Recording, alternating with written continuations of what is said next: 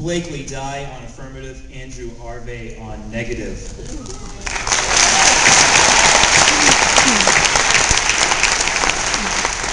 I know they say no oral critiques in Lincoln Douglas, but I think I'm a little bit compelled. At this point, and in a rare move that Tab Room will hate me for, I must award the round to both speakers. And in all honesty, both of these two young people have won this round today, thanks to Paul Moffitt.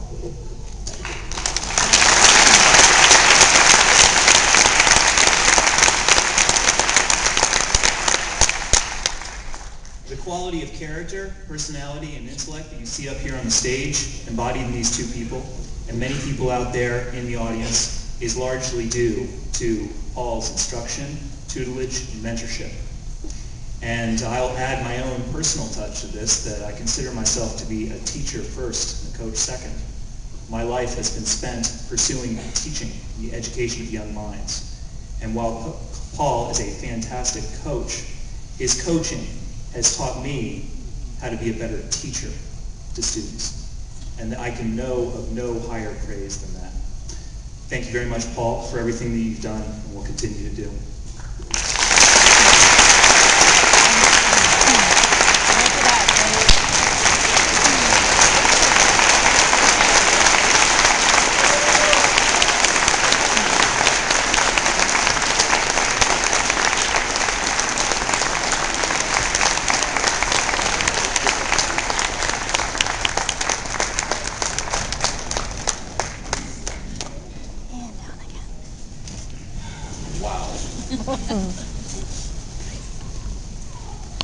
Okay.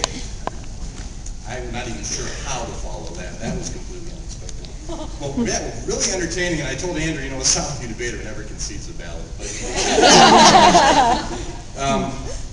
Trish, this couldn't really be any more poetic or fitting to go into the Hall of Fame with my partner in carpooling, getting lost and getting found, and also my partner in politics. We have definitely solved all the world's problems on our drives. But really, it is a sincere honor to be just on the same stage with you getting this award. And Alex, it's no secret, you're the best teacher at Southview, and for you to say that I've had some kind of impact on your teaching means a tremendous amount to me. As good a teacher as you are, and as good a coach as you are, you're an even better friend. I appreciate your generosity, and I look forward to working with you many years, and maybe we'll switch places at this ceremony sometime. All righty. Didn't think a debate coach had that in, did you?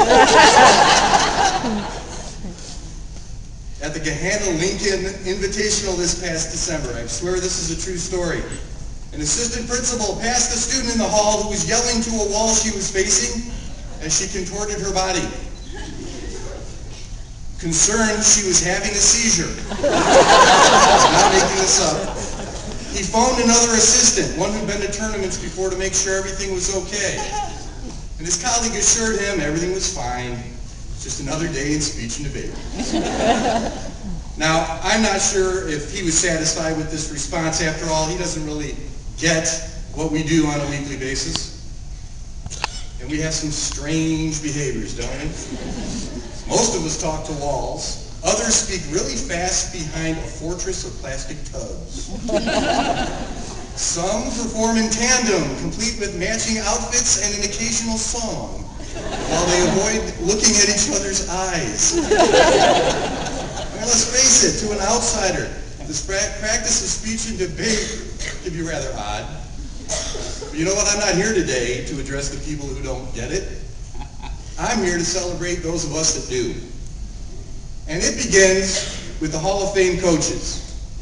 Some of you taught me the value of just positive energy. I'll never forget Ralph Bender leading a cheer. Speech and debate are great! Before he passed out awards at his novice tournament in Centerville. Linda Miller, before the days of email, used to write personal notes to all of us when she would send out her invitations and correspondence. A simple hi, Paul, on the envelope made me smile.